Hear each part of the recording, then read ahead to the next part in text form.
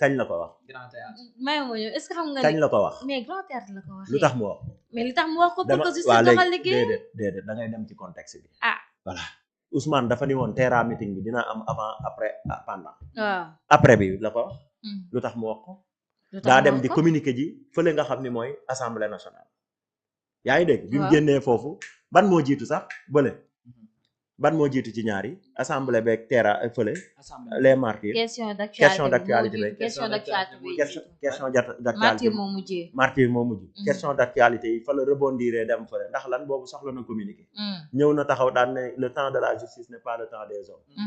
ak question d'actualité bi la njëkk waxee problème justice. waaw fa la waxee. waaye si fa la commencé waay. est-ce que yaa ngi comprendre lan moo ko indi il faut que ñuy conjuguer affaire yi di ko teg. étape maanaam par si étape question d'actualité bi.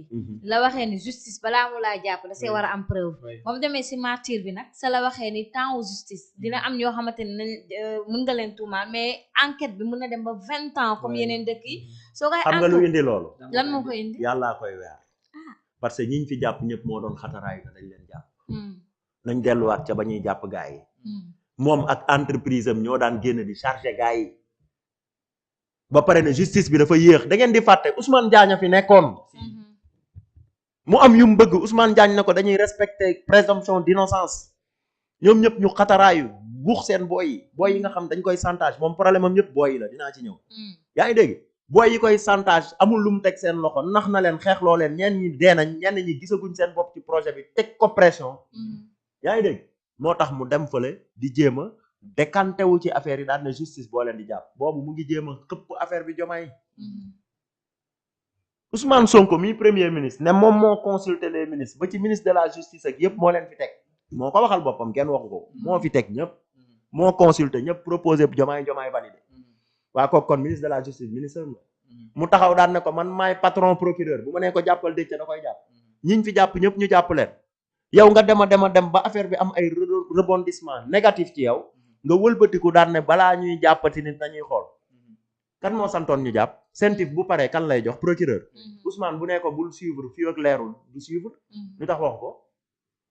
foofu la question bi nekk mais nekkul ci ne léegi mu ngi changer parole non changer parole am noonu la mel gëmul dara lépp lu muy wax du lu mu gëm lépp lu muy wax stratégie politique la pour nax sénégalais yi manipuler pour tenir le haut du pavé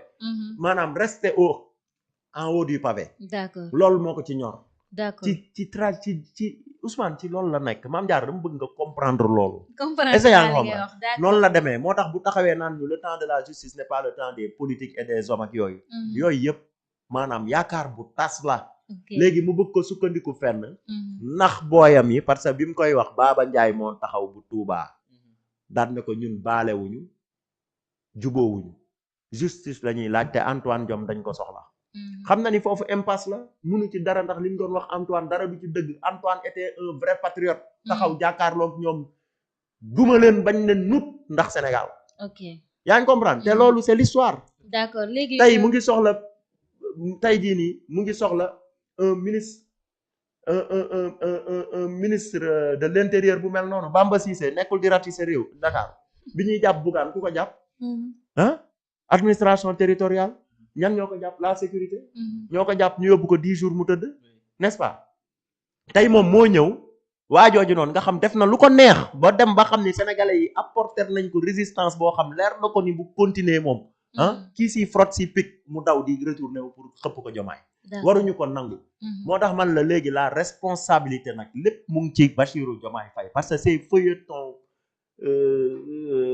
nan laa ko mën a tuddee hollywoodien yi nga xam ni voilà du ma ni sax Hollywood parce que foofu am na ay film action mais affaire indo yi ñu ñuy tegal ay feuilleton yu kenn xamul dafa war a arrêté xamul tax Sénégal la ciy tardé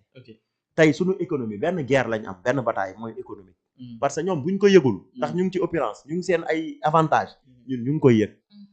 loolu lañ war a régler mais ñu nekk fii di ñu fontoo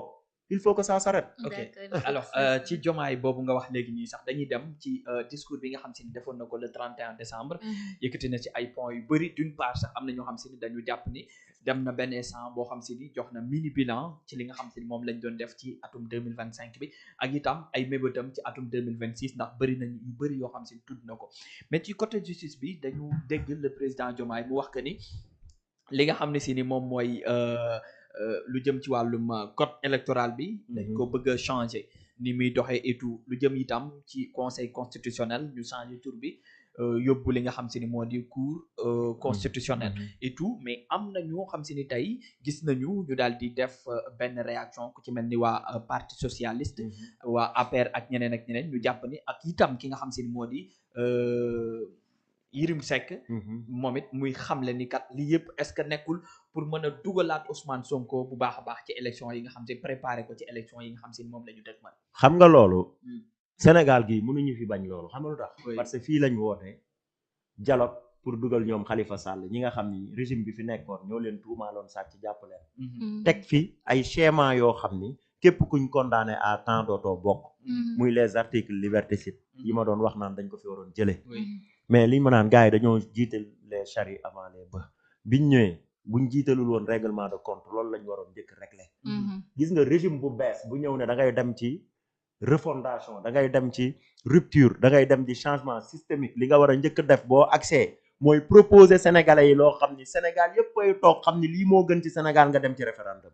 changer bu dee tu es animé de bonne foi mais ñii dañoo nekk ci seen guéguerre politique dem ba ñoom ñëpp ñu nekk ci impasse Diomaye xamatul fu mu jëm Sonko jaaxle na te urgence yaa ngi këpp seen kaw yaa ngi dégg ñu commencé di politique man pour man li mu annoncé nii yëpp ba pare daf ci am lu mu ci teg dafa ni du gaaw mën na dem ba mandat bi di jeex c'est-à-dire que ñi naan daf ko bëgg def pour protoxalu Sonko gëw ma ko man kay damay jàpp ni da ko def pour dilatoire tirer en longueur Sonko nax ko ba élection yi di ñëw te du dugg voilà mais loolu du jàll xam nga lu tax gars yi dañ dem assise de la justice recommandation yi ñu fa jël mu ne woon lépp lu ci aajowul lu ci laalul lu ci aajowul maanaam dépense xaalis dinañ ko appliquer commission bi nga xam ni mooy commission suivi boobu waroon ci topp ba léegi yëguñu fenn fu leen Bassirou Diomaye Faye recevoir ñu def évaluation ci liñ déggoo ñu mën ko jàllale ñu jàllale ko gisuñu ko léegi ay question politique c'est que ce qui est malheureux mooy ay question politique ci lañ nekk ñoom nekkuñu ci question de rupture et de développement yaa ngi dégg dañoo nekk ci ay maanaam combat politique bëgg jël suñu institution yi utiliser ko loolu nag li tax mu doy waar xam nga mooy lan te waxoon naa ko neewoon naa leen Pastef lépp luñ doon tuumaal Macky Sall en réalité ci ñoom la nekk te ñoo koy def tey c'est malheureux que ñoom seen régime bi ñu leen doon xaar ci marchand ambulant yi ñu déguerpir paysans yi am problème mu jaay seen dund jeunesse bi nga xam ñu ngi jëlaat gaal yi di dem université yi di grève maanaam pacte de stabilité sociale boobu ñi ci nekkoon yëpp secteur yëpp ñu ngi bëgg dem ci grève bu ñu demee ba tey suñu agriculteurs yi taxaw ne dañuy def concert de casserole ci jour bi Diomaye war a def déclaration à la nation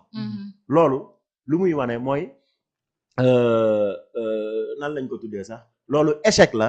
ci ñoom li ñu doon proposer sénégalais yi parce que sénégalais yi bi ñu leen di fal dañ jàppoon ni gars yi bu ñu ñëwee c'est des génies xam nañ ràññee nañ xàmmee nañ étudier nañ tous les secteurs ba bu ñu ñëwee dinañ ko pousse mu dem mais ñu ñëw tardel ñu ba pare nekk di politique politicienne jëm ak ñun ñaata 2029 loolu nag gàcce la sénégalais yi xaaruñu woon loolu waroon nañu proposer lu gën a cohérent que loolu bi ñuy dem ci dialogue politique bi ñuy wax ci wàllu justice ba indil leen yenn article yi ma lay wax ba ci article 80 boobu ñuy wax Ousmane doon wax naan hérésie judiciaire la Ngagne Demba Touré moo toog daan ne leen lii du objet de débat bokk ci moment boobu lan moo xew moment boobu ñu ngi persécuter les Sénégalais surtout l'opposition yaakaaroon dinañ ci am ndam mais dañ xamul ni Sénégal c'est un pays de résistance les gens seen dignité dem dee moo leen ko gënal ka nga bafoué ko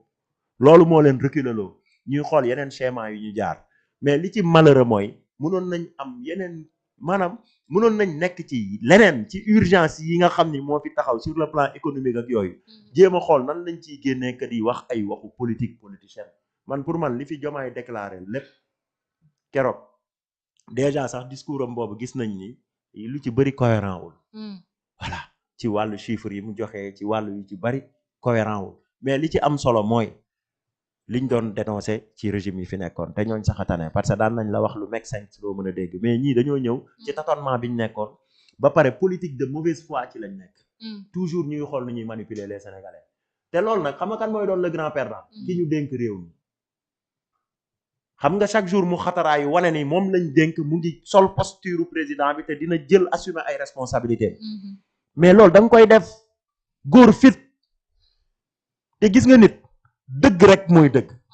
lépp acte booy posé teg ko ci dëgg dara du la ci fekk xam nga lan moo mën a sonal nit ngay teg ay acte yoo xam danga ci rax ci ay caay rax ci manipulation looloo tax Sonko sonn ñëw au pouvoir am problème parce que lam fi doon wax yépp nit ñi dañoo découvrir ne dara du ci dëgg te sax en réalité gëmu ko lan la doon wax Thomas Sankara lu mu doon woote don de soi Sonko bi mu fi ñëwee ba léegi da ngeen gis mu def don de soi gis ngeen ko benn yoon musul am ci koo xam ni dans l'opposition sa salaire u député da nga ni woon da nga ko doon may ay opinion ak yu demee noonu nga ñëw au pouvoir booy yi tànc la booy yii di les soi-disant victime ñoo ko tànc teg ko choc ba mu naan dañ koy chantage moo tax mu naan sama salaire dama koy jël di ko denc pour ñoom c'est ridicule kenn xaaru ko woon foofu c'est que il faut que sénégalais yi xam benn affaire mooy Ousmane Sonko